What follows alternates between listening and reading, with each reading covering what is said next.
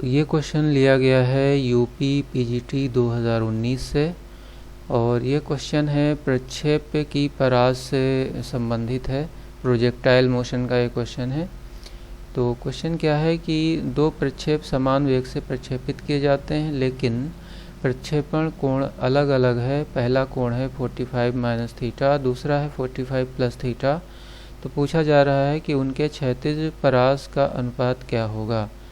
तो in this question two projectiles are projected with the same velocity but with the different projection angle. First projection angle is 45 minus theta and second one is 45 plus theta. We have to find the ranges ratio. तो उनके ranges का ratio हमें निकालना है। तो चलिए इसको देख लेते हैं कि कैसे किया जाएगा।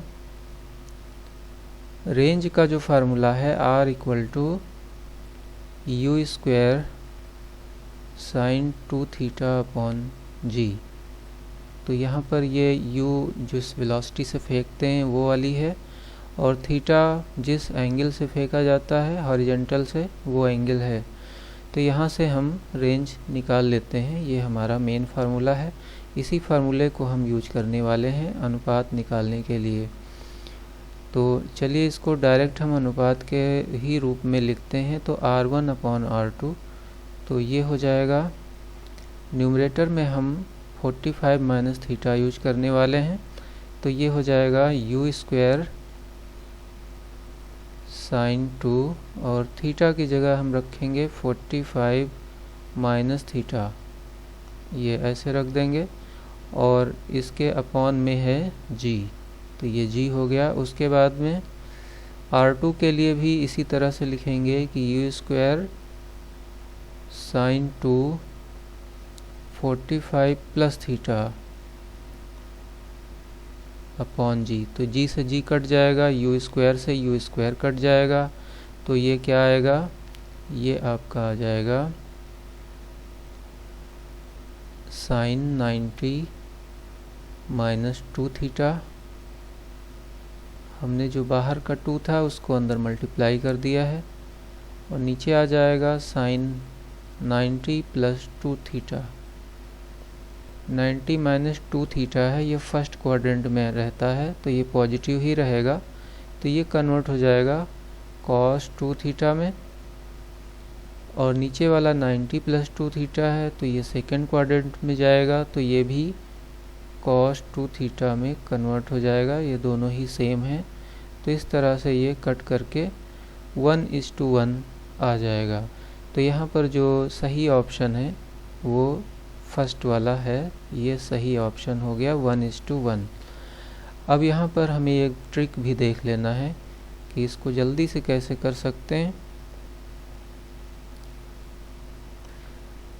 तो अगर जो प्रक्षेपण कोण है, प्रक्षेपण कोण को यदि हम ऐड करें और ऐड करने से 90 हो जाए तो फिर उसमें 1:1 रेशियो ही आएगा। जैसे कि एक 40 डिग्री का है और दूसरा 50 डिग्री का है तो ऐसे केस में रेशियो 1:1 ही आता है।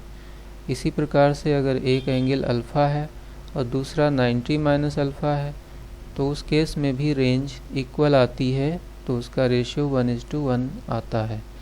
अब हम देख लेते हैं ये कैसे होता है। तो देखिए, जैसे कि हम एक डायग्राम बना लेते हैं। पहले केस में हम ये 40 और 50 का ले लेते हैं। तो अगर हम 40 से फेंकेंगे तो कुछ वो नीचे से जाएगा और ये ऐसे आकर के यहाँ पर आके गिरेगा। 50 से अगर हम फेंकते हैं तो यही थोड़ा सा ऊपर जाएगा और ऊपर जा कर के वहीं पर आकर के गिर जाएगा। तो इस प्रकार से हम देख रहे हैं कि जो 40 वाला है उसकी हाइट कम है, ये सिर्फ यहाँ तक जा रहा है। और जो 50 वाला है तो 50 वाले की हाइट थोड़ी सी ज़्यादा आती है और दोनों ही केसेस में जो रेंज है वो इक्वल रहती है और हाइट डिफरेंट रहेगी। ये पहली हाइट हो गई, ये दूसरी हाइट हो गई, ये पूरी यहाँ तक है और इसमें जो फ़्लाइट टाइम है वो भी अलग अलग होगा। पहले वाले का फ़्लाइट टाइम t1 है, दूसरे वाले का फ़्लाइट टाइम t2 है।